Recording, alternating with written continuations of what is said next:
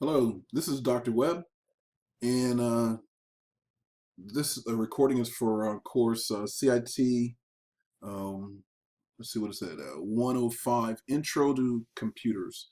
Um, as you know, class for this week has been canceled. Therefore, I need you to work on these assignments at home. I put together this little tutorial to help you so that you'll be able to complete the assignments. Rather than, this will be the same material that we would have covered during class. First, if you would, let's go to TIA Chapter 9, do. Of course, as you know, you have to still do the learn portion in order to get a good understanding of the material that you'll need to know in order to complete these assignments. So no way is this to replace the what you're normally going to have to do anyway. Okay. The one thing as far as for this particular lab, first is the password lab. I want to bring your attention to this the first link right here, so we can kind of go over a little bit about how to safeguard your passwords. Some of the key elements I want you to remember when selecting a password. Mm, Okay, from this screen, some of the key things to remember is these are just at the top of the list. These are things that you don't want to use when creating your passwords.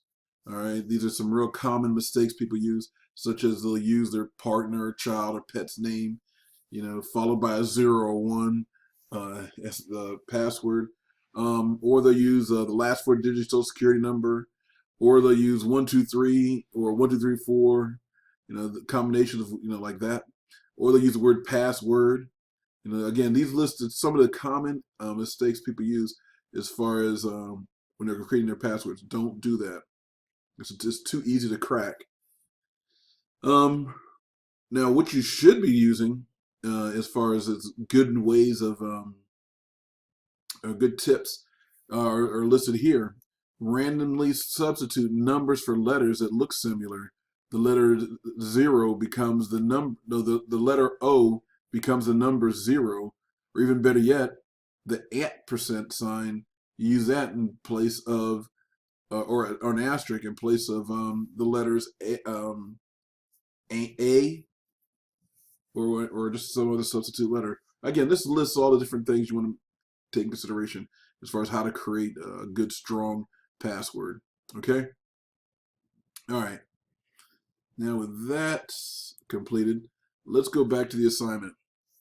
Um, the first thing we're going to do for this assignment, let's see. Okay, here's the assignment. Complete the following labs and then follow the submission directions below. Okay, passwords are kept a part of securing your computer, your information, and your privacy. Creating and remembering good passwords is essential. During this lab, you'll learn about good passwords. Test your computer password and create a new password. Let's get started. First, like I said, you need to read these articles that are listed here, with the hyperlinks, and they'll give you a good overview as far as password protection, password creation, and the need for strong passwords. Then choose one of the passwords that you currently use and test it using this password meter. Don't worry, it's not going to be transmitted over the internet. It's just so you can see what your current password is. And I highly recommend you do that just to see how strong your password is. And then you're going to see if you can, even if your current password is very strong, I want you to know that you can make a good one. So design a new password that receives at least a score of 80% or better. Remember to follow the guidelines from the article. Okay. Now, after completing this, that little lab, you need to answer the following questions. Okay. So you'll put those after completing the above lab, then click on the assignment title. Answer the following questions in the assignment area. Do not upload a file this time, okay? Now answer, and you'll just answer these questions. How strong is your current password that you tested? Give the percentage score. You should not include your password in your homework submission. Not looking for that password. not your real password. List at least 2 of the reasons that your current password was good and 2 reasons that it is bad. Tell me the new password you came up with and tell how you'll remember it, as far as what's the uh, meaning behind that password, how you're going to be able to remember it. And be sure to use a good one based on the articles that you've read.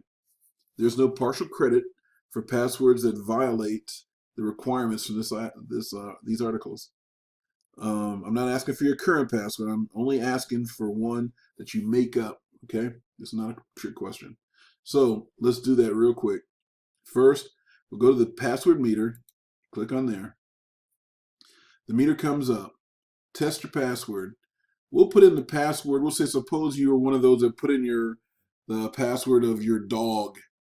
And you might have said your dog's name is Fido. Fido. Rather than hiding it, we're going to go ahead and let you see it. So it's Fido, Fido. And as you can see, as it comes up, it'll tell you the score for that is 20, only meets 26%. It's a very weak password. And down here, it gives you a score also as far as ways of making a stronger password.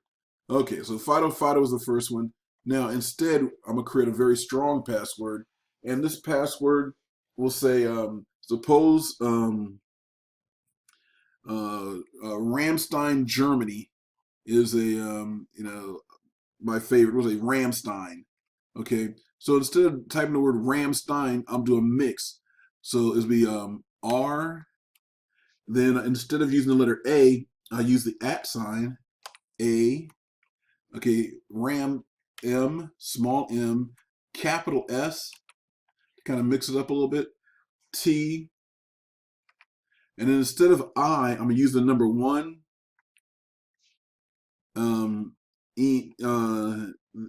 For the E, let's see. I'll use the number 3,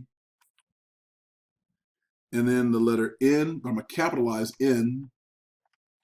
Okay. So as you can see, the password I came up with is Ramstein, but look at how it's spelled. R, the @ sign, M, capital S, T, instead of I, the number 1, instead of the letter E, the number 3, and then N. Now, what I could also do to make it just to add one more point on there to make it even stronger is I can do the exclamation point on the end of it. Okay, Ramstein with an exclamation point. And as you can see, the score for that is a 96%. Okay, now that's all there is to this exercise. Ramstein, my new password. Okay, now as you can see, we did the password generator just as we were supposed to, and the requirement was a score at least an 80%. We got a 96%, which is very good. And okay, now, and to answer the questions, how strong is your current password that you tested? Remember the current one, the initial one was Fido, and I only got a 26% on that. Okay, you should not include your password in the assignment. So therefore, I would not have put the word Fido on there, which was my current password. Instead, I just put the 26%. Next, list at least 2 of the reasons that your current password was good and 2 reasons that it is bad. Okay, my current password, it was good. 2 reasons. 1, it was easy for me to remember, Fido. And no, well, those are the reasons why it's bad. There's the reason why it was good. Okay, it had uppercase and lowercase. It had 1 uppercase. Everything else was lowercase. Another reason why it was good. Let's see. It was at least 8 characters in length. Okay, so those are 2 reasons why it was good. It met those conditions as far as being good. Now, reasons why it was bad. 1, it was a word, an actual word, that you could find in the dictionary, Fido. That's one reason why it's bad. Another reason why it was bad is it did not have enough numerical characters, special symbols, those types of things to strengthen it. So those are two reasons why it's bad. Question number 3. Tell me the new password you came up with and tell me how you remember it. Well, the one we came up with, if you recall, it was Ramstein. And the reason why I'll remember that is I was stationed in Ramstein, Germany. And so that's how I'll be able to remember it. Make sure that you, one is based on articles you've read. Based on the articles we've read, again, they talked about how to make it strong. We made it very strong. And again, with it, the score we ended up with on that was a 96%. All right. So that concludes the password lab assignment. The next thing you're going to be required to do is to do the quiz. Feel free to use whatever materials you need. Use it covers Chapter 9 from the Teaching in Action, but feel free to use the internet as well if you need to. But again, if you use whatever sources you use, I highly recommend you cite your sources, especially if you're going outside the content of that book, because you don't want to be noted for plagiarism. Again, nothing wrong with using external sources, just so long as you cite the source. Okay? All right. That concludes this assignment, and this is the password assignment for the TIA Chapter 9. This is Dr. Webb, out.